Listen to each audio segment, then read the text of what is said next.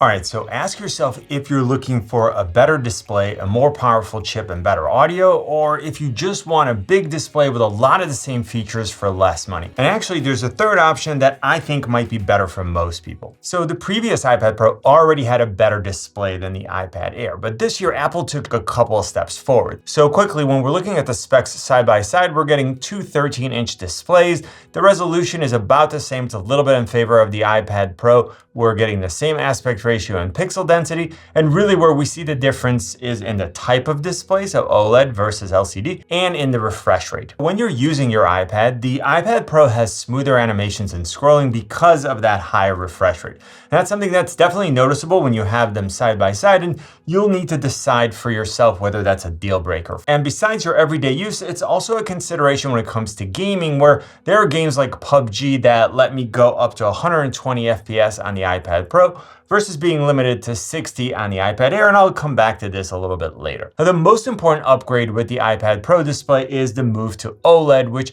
means that we have per pixel control, and we're getting incredible image quality and color, very dark blacks, and excellent contrast ratio. But on top of that, Apple is actually using two stacked OLED layers, like one right on top of the other, which they call tandem OLED. And that's a shorter name than the industry standard, which is two stack tandem structure OLED display. Now, this technology has been around for a few years now, and it's been mostly used in cars because instead of one diode emitting light, this setup can light two diodes at the same time, which combined for a brighter overall image. And since with vehicles you're outside and a lot of the time you're driving in daylight, a brighter display is super helpful. The iPad Pro is brighter for both SDR and HDR content, which practically speaking means that you'll notice it even during just like everyday use. And it's definitely a better display if you're using your iPad outside. There's also a nano texture glass option for the iPad Pro, which is even better in challenging lighting environments and makes an absolutely huge difference. It's different than a screen protector. It's available in the 1 and 2 terabyte models, and it costs an additional $100. Now, the two iPads have a similar overall size, but the iPad Air is heavier.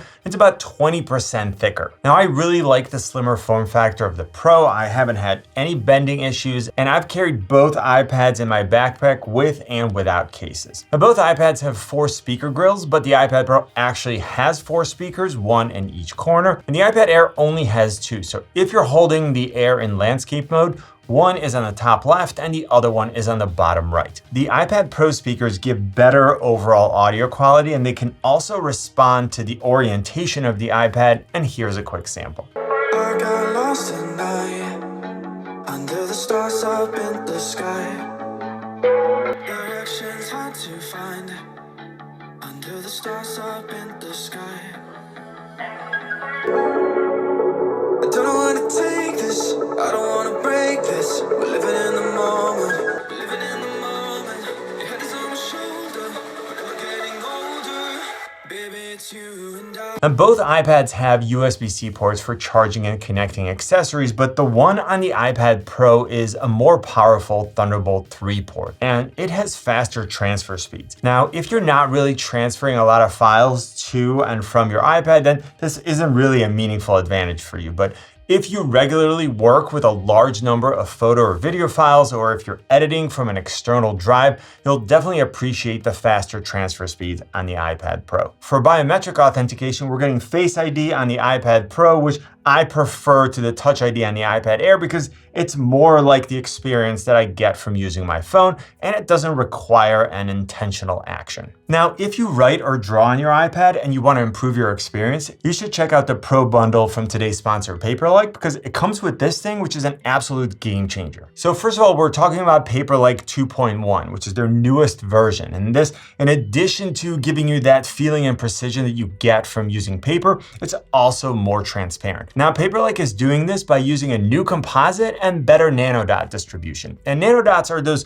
small microbeads that are spread across the surface of the screen protector, and that's what gives you that feedback of friction or resistance that lets you write or draw in a more natural way. Now, what's super important here is the composite that's being used and the accuracy of the distribution. Makes the product thin and more transparent, so your image on your iPad doesn't look cloudy. The Pro bundle also includes 2 charcoal colors colored paper-like Apple Pencil grips for better comfort and precision. They work with all the Apple Pencils and they're compatible with all the new features. And then you get this all-in-one cleaning kit, which is a microfiber spray bottle that safely removes dust, grime, and skin oils. And it's safe for all your electronic devices, not just your iPad. So get the Paperlike Pro bundle today by clicking the link in the description, and thank you to Paperlike for sponsoring this portion of the video. Now, it's important to know that not every accessory will work with both iPads. So starting with the keyboard options, the iPad Pro is compatible with Apple's Magic Keyboard for iPad Pro, and the iPad Air is compatible with the previous Magic Keyboard. Now, this isn't just a matter of the thickness or the size of the iPad, it's that the magnet themselves were moved around so they won't attach properly to the wrong keyboard. Now, I like the original Magic Keyboard. The keys and the trackpad are both great, but the new Magic Keyboard for the iPad Pro is definitely better. The keys have a nicer feel to them, they have better bounce back, and there's a full row of function keys. It's thinner and lighter than the previous model, and the new trackpad has haptic feedback and is even better than the previous one. Now, having said that, both keyboards do have a USB-C pass-through, so you can charge the iPad while still being able to connect accessories. Now, moving on to the stylus options, both iPads are compatible with the USB-C version of the Apple Pencil, which costs $79, or the new Apple Pencil Pro, which pairs wirelessly, can be stored and charged on the side of the iPad, and costs $130. Now, the Apple Pencil Pro also offers features like barrel roll, which is used with rotating shaped pen and brush tools, a squeeze function, which can be used to open a palette for switching tools, line weights, and colors, and it has haptic feedback. Now, the majority of these features are mostly going to matter to artists or creators, at least for now, but the one added feature that I love about the Apple Pencil Pro is that it has Find My, so I can easily find where I left it around the house. Now, I do want to point out that neither of these are compatible with the second generation Apple Pencil. So if you're coming from the previous model, you'll also need to upgrade your Apple Pencil. Now, both iPads support the latest iPad OS. So in terms of multitasking, we have the exact same set of features like split view, where you can use two apps side by side, and slide over windows for additional apps. Both iPads also work with Sidecar, which is an Apple feature that allows you to use your iPad as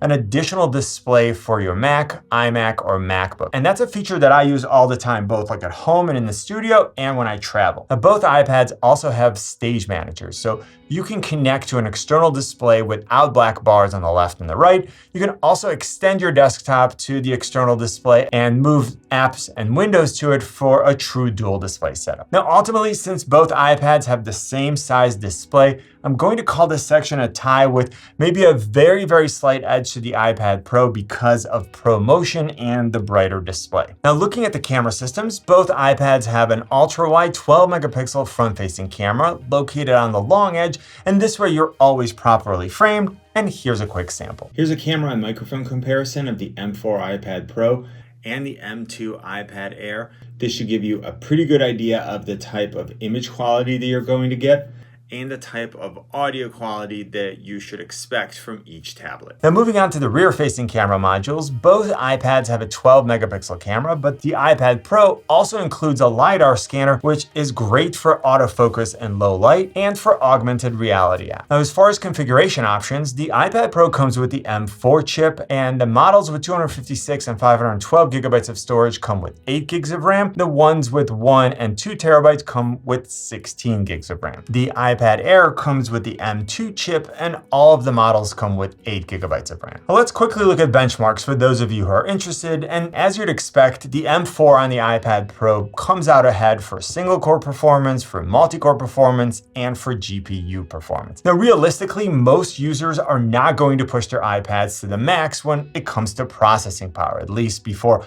all the AI functions get added to the iPad. So for most users, this delta in performance is not going to be super meaningful. Now, if you are someone who pushes the limit, then of course the M4 is more capable, and it'll be interesting to see what new features are going to be available soon. Now, when it comes to gaming, in terms of processing power, like I said, the M2 is already a beast, and it was the most powerful chip in any tablet until the M4. So you can play any game like PUBG, COD Mobile, Genshin Impact, all of of them without any issues. Now, playing PUBG, the iPad Pro can go up to 120 FPS with graphics set to smooth, or all the way to Ultra HD for graphics and Ultra for frame rate. Now, when I compare my actual gameplay, I really haven't noticed any difference with the games that I played because, again, the M2 is already so powerful. So I don't really see this difference being very meaningful for the vast majority of gamers. And of course, the M4 is going to be more powerful moving forward. And if you're actually planning on playing console level games on your iPad, it's a better option. But at least for now, for most gamers, that's probably not a major consideration. Now, both iPads support cloud-based games. So I can pair my Xbox controller and then play any game that's available with the Xbox Game Pass app. In that context, I'm primarily using the iPads as displays, and I'll still give the edge to the iPad Pro because of the brighter display and a faster refresh rate. Now let's compare the configuration and prices, as well as a third option which most people should consider. And I'm going to use the prices off of the Apple Store, but you can usually find better prices using the links in the description. So the base model of the iPad Air comes with 128 gigabytes and sells for $799. The base model of the iPad Pro comes with twice that, 256 gigabytes of storage, and it costs $1299. So that's a $500 difference. Now, if we want to compare apples to apples, the 256 gigabyte model of the iPad Air sells for $899. So again, we're still looking at a $400 difference. Now, if you're looking for the most internal storage, the iPad Pro goes up to 2 terabytes versus 1 terabyte on the iPad Air. But here's the thing, you can find refurbished M1 and M2 iPad Pro models for even less money than the iPad Air. Now, most users who are considering the iPad Air probably don't need all that processing power, and then either the M1 or M2 iPad Pros still give them a ton of power, a better mini LED display with 120 Hertz, better speakers, better camera system other than the position of the front-facing camera, and if they have a second generation Apple Pencil, they don't need to replace it with one of the newer options, which is an additional cost. So I would consider one of the previous iPad Pro models instead of the iPad Air if you can find a good deal on a refurbished one. Now you should check out this comparison. You know what I always say, buy it nice or buy it twice. Good luck and see you soon.